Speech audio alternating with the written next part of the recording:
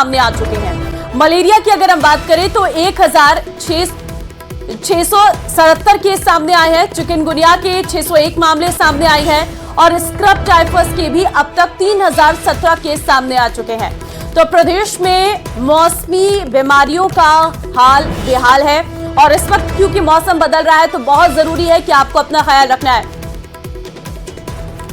और आपको ये भी जानकारी दे दें कि लगातार जो स्वास्थ्य विभाग की टीम है वो इन पूरे बढ़ते केसों पर मॉनिटरिंग भी कर रही है, लेकिन कहीं ना कहीं आपकी एक लापरवाही आपके और आपके परिवार के लिए खतरा साबित हो सकती है। तो ऐसे में मच्छरों से आपको खुद को दूर रखना है, अपने आसपास सफाई रखनी है, गंदगी को नहीं जमने देना है, पानी को नहीं भरने देना है, क्योंकि अधिकतर जो कोटा से और कई ऐसे शहर है जहां से मामले निकलकर सामने आए हैं वहां पर यही सबसे बड़ी लापरवाही निकलकर सामने आई है।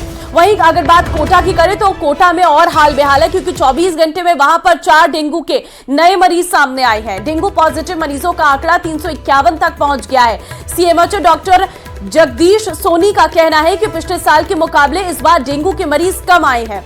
पिछले साल डेंगू का जो पॉजिटिव मरीजों का आंकड़ा था वो 1829 का था और हालांकि इस साल भी लगातार डेंगू के मरीजों की संख्या में इजाफा देखने को मिल रहा है। गांव के बजाय शहर में डेंगू का खतरा सबसे ज्यादा बढ़ रहा है और शहर के सरकारी और निजी अस्पतालों में मरीजों की भारी भीड़ देखी जा रही है। तो प्रदेश में डेंगू ने खौफनाक रूप ले लिया है। आलम यह है कि अस्पतालों में मरीजों की संख्या बढ़ती जा रही है और जिससे हालात को काबू करना मुश्किल हो रहा है। आप इस रिपोर्ट से समझिए इस वक्त प्रदेश के क्या हालात हैं।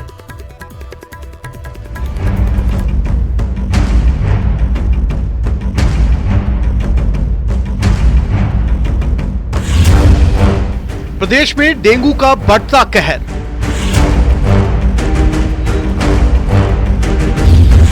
डेंगू के केस 10,000 के पार।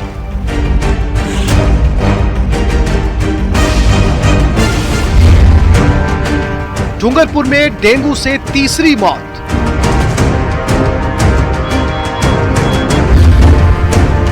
मरीजों की भीड़ से अस्पताल बेहाल।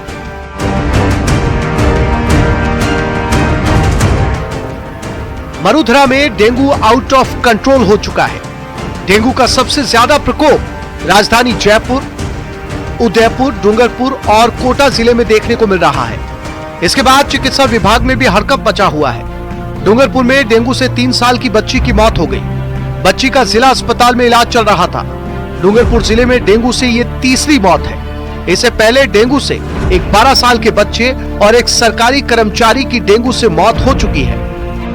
गुड़िया 3 दिन से बीमार थी, तो अभी ये चिकित्सा विभाग हरिदेव जोशी में एडमिट किया था और उसको डेंगू पॉजिटिव था और इसके पिताजी को मैंने इन्फॉर्म किया था कि गुड़िया बीमार है यूँ।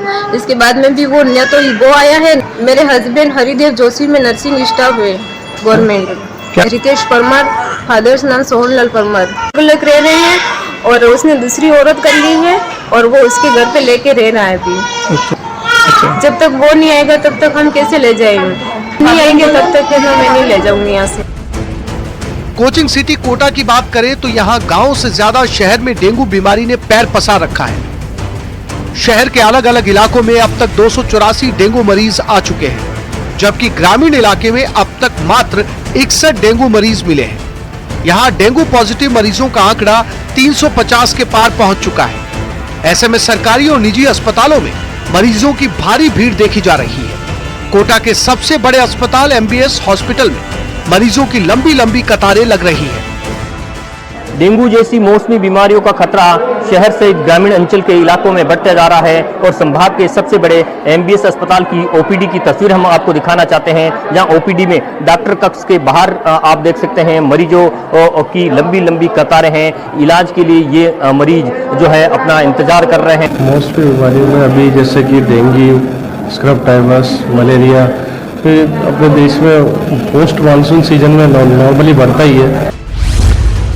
इस नए खतरे का अंदाजा इस बात से लगाया जा सकता है कि अब तक प्रदेश में डेंगू के 10,591 मामले सामने आ चुके हैं।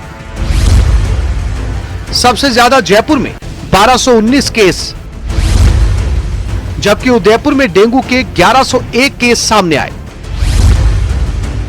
डेंगू के अलावा अन्य मौसमी बीमारियों की बात करें तो प्रदेश में अब तक मलेरिया के 1664 मामले, चिकनगुनिया के 583 केस और स्क्रब टाइफस के 3004 मामले अब तक सामने आ चुके हैं। डॉक्टर्स का कहना है कि डेंगू के बुखार के लक्षण शरीर में लंबे समय तक बने रहते हैं और यदि इस मौसम में कोई व्यक्ति तेज बुखार से पीड़ित है तो उसे तुरंत जांच करवा लेनी चाहिए। न्यूज 18 राजस्थान के लिए डूंगरपुर से जयेश पवार के साथ कोटा से ओम प्रकाश मारू की रिपोर्ट।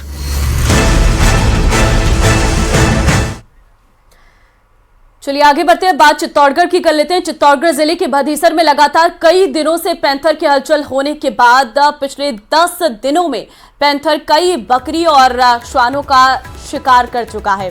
भदेसर क्षेत्र के हरिजन बस्ती का और पुराना सुखाड़ी अस्पताल के आसपास की झाड़ियों में कई दिनों से पैंथर की हलचल देखी जा रही है। पैंथर अब तक कई मवेशी और श्वानों का शिकार कर चुका है। क्षेत्र में पैंथर की हलचल देखी गई है, जहां स्कूल के छत पर बैठा हुआ दिखाई दिया। इसके अलावा ग्रामीणों ने भी कई बार पैंथर को देखा है और उसके बाद से ही ग्रामीणों में काफी दहशत का माहौल है। लगातार ग्रामीणों की मांग पर पैंथर को पकड़ने के लिए बस्ती क्षेत्र में पिंजरा लगाया गया है।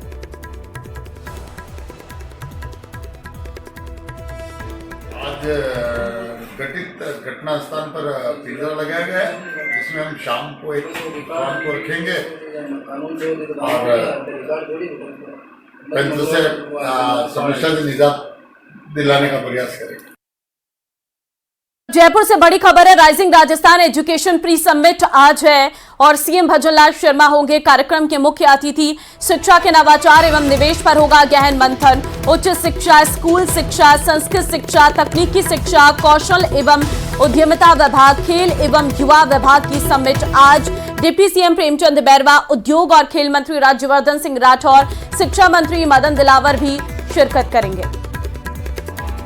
तो rising Rajasthan education pre summit आज रहने वाला है, जिसमें कौशल एवं उद्यमिता विभाग, खेल एवं युवा विभाग की समिट आज रहेगी। डिप्टी सीएम प्रेमचंद बैरवा, खेल मंत्री राज्यवर्धन सिंह राठौर इस प्री समिट में रहेंगे और शिक्षा मंत्री मदन दिलावर भी शिरकत करेंगे। साथ ही सीएम भजनलाल शर्मा इस कार्यक्रम के मुख्य अतिथि रहने वाले हैं।